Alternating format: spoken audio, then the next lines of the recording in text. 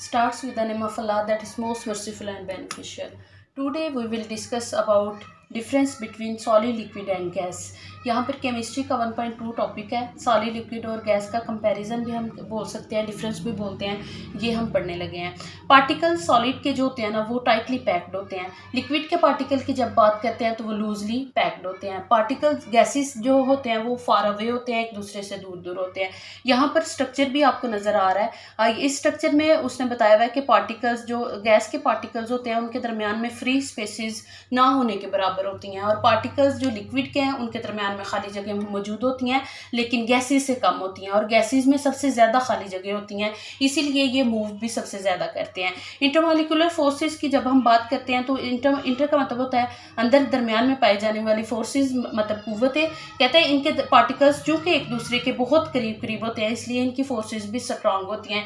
Intermolecular forces जो liquid की होती हैं वो मॉडरेट होती हैं, मतलब कि होती तो हैं, मौजूद होती हैं इंटरमॉलिक्यूलर फोर्सेस, लेकिन सॉलिड से कम होती हैं। इसलिए यहाँ पर उसने ये लिखा है कि ये स्ट्रांग होती हैं और ये मॉडरेट होती हैं। मॉडरेट का मतलब होता है दरमियाने दर्जे की जो फोर्सेस होती हैं वो इनके अंदर मौजूद होती हैं। इंटरमॉलिक्यूलर फोर्सेस गैसेस के अंदर बहुत इतनी ज़्यादा वीक होती हैं कि उनको हम नेग्लिजिबल कर देते हैं, मतलब कि उनको हम कंसीडर ही नहीं करते, उनको हम समझते हैं कि उनके अंदर नहीं होती। Solids are rigid. सॉलिड्स क्या होते हैं? हार्ड होते हैं, सख्त होते हैं, रिजिड होते हैं, लिक्विड फ्लूइड होते हैं, यानी ये बह सकते हैं। आप देखते हैं कि वाटर जो है वो फ्लो करता है, इसीलिए उसको हम क्या बोलते हैं, वो फ्लूइड है।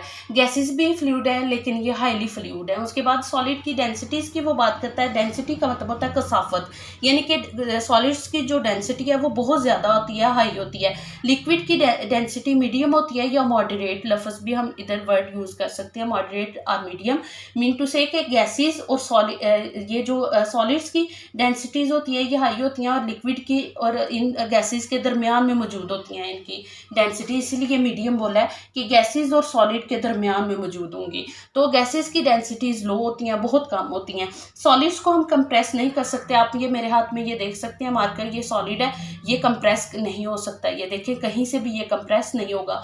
लेकिन जो लिक्विड्स हैं वो कंप्रेस हो सकते हैं कुछ हद तक। सम एक्सटेंट का मतलब होता है कि कुछ हद तक हम इन्हें क्या कर सकते हैं, कंप्रेस कर सकते हैं।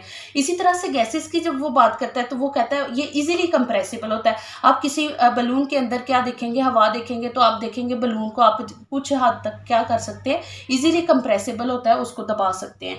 कहता है सॉलिड क्या करते हैं, वो फ्लो नहीं करते। सॉलिड क्यों फ्लो नहीं करते? आप यहाँ देखते हैं इसके स्ट्रक्चर को, ये टाइटली पैक्ड होते हैं, इसीलिए ये अपनी जगह छोड़ के दूसरी जगह मूव नहीं कर सकते, क्योंकि इनके अंदर फ्री स्पेसेस ही नहीं है।